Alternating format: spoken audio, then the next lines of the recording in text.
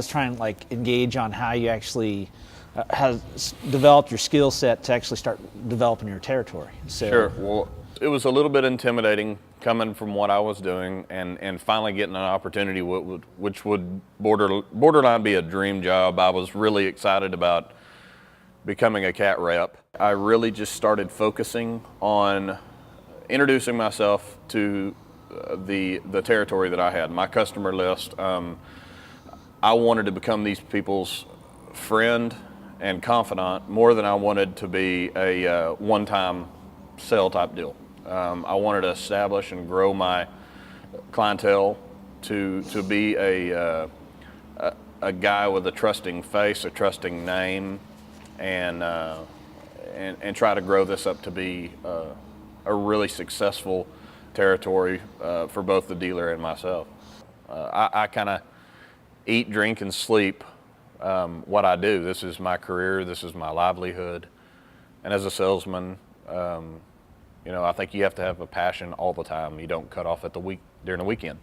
How do you start developing your pipeline? When you stop at job sites, do you call that list of customers? I kind of always fall back to something that a gentleman told me when I first graduated college. He's a gentleman that was mentored, meant a lot to me, and he'd always told me, son, always keep your bucket full. Always keep things falling into your bucket. And then never forget short-term sacrifice for long-term gain. He goes, just continue to build and build and build and fill that bucket up, and that bucket will just continue to overflow. And that's what you're looking for as a salesman. It's a consistency to your business.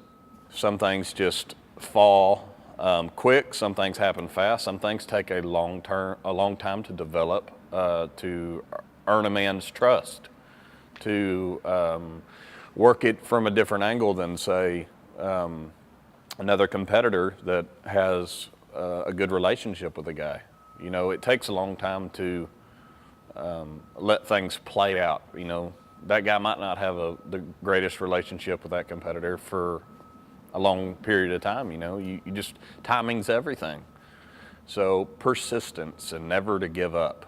And don't think because you had one bad conversation or one bad event happen that things are over. Be repetitive. Be the guy that's borderline annoying. And continue to smile, enter their door with a positive attitude, and be knowledgeable about your product. Maybe talk to me about how you're actually building what I'm going to call building a relationship with that customer that went from a cold call environment first, that initial contact, to now you're starting to build a relationship. Maybe we go into that. Cold calling is something that I actually get a kick and enjoy doing. It was anything from picking up the phone and calling a guy that I'd never talked to before, to seeing a job site that had some competitive equipment or just a name I haven't seen, and driving to their job site, rain or shine, and taking advantage of getting those guys my card, giving them a rental brochure line, product line. They like to see the initiative from a territory salesman to stop in and just act like their business would mean something to him. How did you start to cultivate? How did you start to actually really start to grow what you called your territory? I mean, Sure. From the time you were, first days where they handed you your customer list and the keys to today where you've got a select number of accounts. Sure. No, it's at first, when I first started, one of the things I first did was just start to get out and drive around. I found one of the best things you could do was basically get lost in your territory until you learned where everything was. And so there was looking back, some of that was great time. You learned places, you learned where job sites were, you found people. Some of it was probably really inefficient. So there came a time when I became a little more efficient with that. So as I developed that list of customers, whether I got it from running into them on job sites and seeing them, or from our customer list, or from UCC filings, or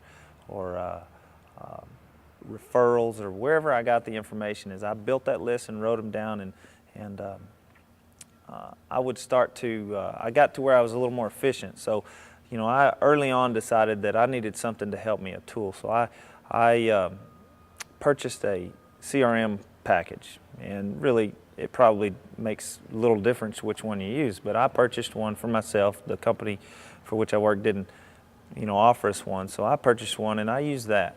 And then there came a time later where I actually would take all of my customer lists, prospect lists, whatever it was, UCCs, what have you, and I would use some software to put that into the computer and actually map those out. So then as I had cold calls to do, instead of just driving around without a plan, I would put a plan in place and I would have a map. And so I would make it my goal to try to make, 40, 50 stops a day. Sounds ridiculous because typically when you're driving around, you go from one job site, you see 4 or 5 customers, you talk to them in there, and then when you leave, you pull out to the stop sign and you look left and right and you think, hey, I'll go this way. Well, it's different when you have a plan. You can be really efficient. So as soon as you leave one spot, you can go to the next one and you know where you're going, whether it be an office or what have you. And then, of course, in the midst of that, you'll discover job sites, et cetera, as well. My business is referral.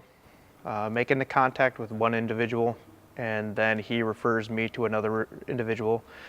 Cold calling, a lot of stopping on sites, job sites, seeing competitor machine, stopping out, passing out business cards, just going after it day after day to see what's out there.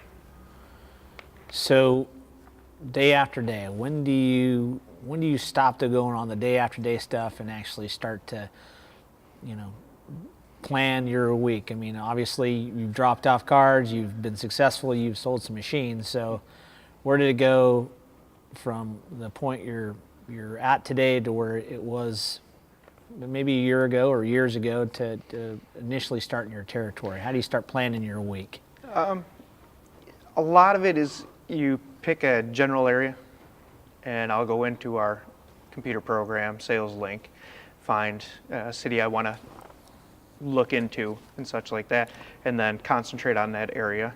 And then throughout the day you'll get calls from, the day before or the week prior to, take care of those and base it off of that. I mean, really it's going to be, trying to hit the territory, trying to get the cold calls in with actual seeing existing customers, taking care of existing issues and problems to actually, forecasting what I'll be doing the week prior to, or the week coming up, the next week. When you first started, like you said, you were a rental rep, and now you're more of a sales rep. How did you start to build your clientele? How did you start to prospect? I mean, I'm sure we just handed you a set of keys and a customer list and said, get after it and go do it. But Oh yeah. what happened? Well, maybe walk us through the first couple of days, months, year or so before you actually started to accumulate some business. Yeah, you're right, 'cause it's all cold calling. Just get out there, get on the jobs. It was all job site calling. Introduce yourself. Try to find a niche, try to find a problem to solve. I usually like to do a lot of research about the job, know as much about it as I can before I get on. Probably get with the company before the job ever starts. Try to make the relationships before anyone else has a chance. And try to anticipate the problems that they're going to have and the equipment they're going to need and be prepared. So when you go through your time, like what happens on a weekday, or when do you start to actually start planning for your day or your week? What goes through your mind? How do you get prepared to get your action plan going for that week? Sunday nights I usually sit down and try to plan a plan. There's a lot of the gaps are already filled, so that makes it easy. But I try to run everything geographically. If I'm going to be in Castle Rock tomorrow, I'm going to try to hit as many people in that area as I can. I also do that again every night. Before I go to bed, I know what I'm going to get up and do the next day, where I want to start. I try to work from the furthest point back into town. On those jobs, once I'd hit those jobs, as a rental rep, I'd still have to go, I'd try to hit as many of the customers, the general contractors, subcontractors on that job before I got off and learn as much about it as I could. I always think the cold call is the easiest call. It's the second call when they're not interested already that makes it a little bit tougher. And that's the one where you really got to plan and think about what's your niche, what's your purpose there, what do you want to do, what do you want to accomplish. What's important for you to prepare and get your account list to a point where you actually have a lot of things in the opportunity in the funnel or in your pipeline? Well, for instance, if I get any leads I might get internally, I usually make sure I get on those right away, same day if possible. You know, weed out the bad ones, get in on the good ones. Always keep that funnel moving. Always try to make sure that there's a lot going into the pipeline. I'm gonna go back to when you were a rental rep, as you stated. That was kind of your first type experience. Where you are today? I mean, what do you think you've learned? If you were to go back and teach yourself, and you got to look into the future, how would you position your path to be more successful than you are today? Well, I think the most important thing I learned from being a rental rep was it's constant cold calling. It's constant no thank you, not interested. Just being able to take that rejection and continue to move forward. Try to be there when that fire needs to be put out. And I think the one thing that I could always do better even now is go back to those days of you know, increasing the level of cold calls, increasing those stops along the side of a road and talking to the guy that you drove by 3 days in a row and didn't bother stopping. Make sure you always work that in no matter how busy you get. So I'd have to say, I think time management is the biggest thing in all of it. And I think that I don't think it's much different. I think you're sitting in front of the computer doing more quotes now than you were than I was when I was in the field doing rental sales. But I still think it's how do you manage your time? What are you doing each morning? How are you preparing? Do you know what you're going to do tomorrow? Because if you don't, you know, you've wasted a bit of time now. You might have driven an hour out of your way when you could have done 3 calls in one little area.